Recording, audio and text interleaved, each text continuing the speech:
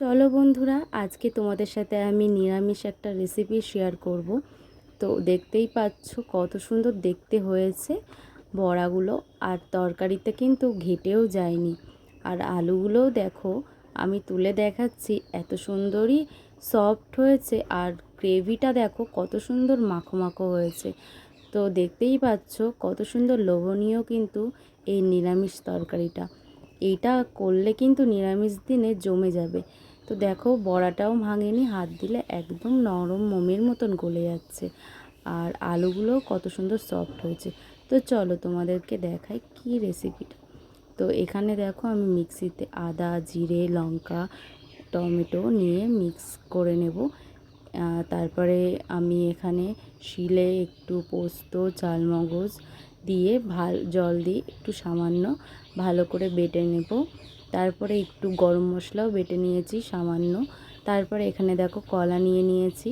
তো এবারে বুঝতে পারছো কি করেছি, কাঁচকলার কোপ্তা আমি আর কি ঝোল বানিয়েছি। তো এইটা দেখো আমি কলাগুলো দু টুকরো করে কড়াইতে জল দিয়েছি, দিয়ে নুন হলুদ দিয়ে এবারে কাঁচকলা দিকে একটু কষ বেরিয়ে গেছে, আমি চাপা দিয়ে একটু সেদ্ধ করে নিলাম। তো দেখো প্রচুর গরম, আমি খুন্তি দিয়ে এইভাবে কেটে নিচ্ছি। নিয়ে এক এক করে আমি কাঁচকলার ওপর দিয়ে খোসাগুলো ছাড়িয়ে নেবো সুন্দর করে। তো দেখো আমার কাঁচকলার ওপর দিয়ে আমি এইভাবে আস্তে আস্তে খোসাগুলো সব কটাই ছাড়িয়ে নিয়েছি। তারপরে দিয়ে দিলাম বেসন, তারপরে দিলাম কালো জিরে, লবণ, হলুদ, একটু মিষ্টি, আর দেবো একটু লঙ্কার গুঁড়ো। দিয়ে ভালো করে আমি এই কোপ্তার মানে গোল গোল করে ভালো করে আমি বানিয়ে নেব।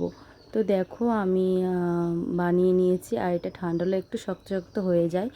তো এই নিয়ে কোনো চিন্তাই নেই। তারপরে দেখো তেলের মধ্যে এক এক করে আমি দিয়ে দিচ্ছি, আর এক পিঠ করে উল্টে একটু চেপে চেপে দেবো। তো দেখো কত সুন্দর লাল লাল হয়ে কিন্তু হয়ে গেল। তারপরে ভাজা কমপ্লিট। তারপরে আমি আলুর দমের মতন ডোমো ডোমো করে আলু কেটে তেল দিয়ে লবণ হলুদ দিয়ে ভেজে নিলাম।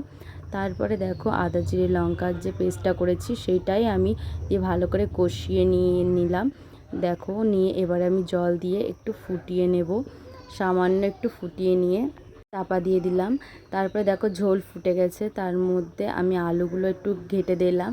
দেখো আলুগুলো একদম কমপ্লিট হয়ে গেছে। তারপরে কড়াইতে তেল, জিরে, একটু তেজপাতা দিয়ে ফোড়ন দিয়ে নেব, তরকারিটা ঢেলে দিলাম। তারপরে দেখো দারুণ একটা সেন্ট বেরিয়েছে। আমি চালমগজ আর পোস্তটাও এই টাইমেই দিয়ে দিলাম, দিয়ে একটু চাপা দিয়ে নিলাম। তারপরে বড়াগুলো কিন্তু নামানোর 5 মিনিট আগে দিয়ে নেব।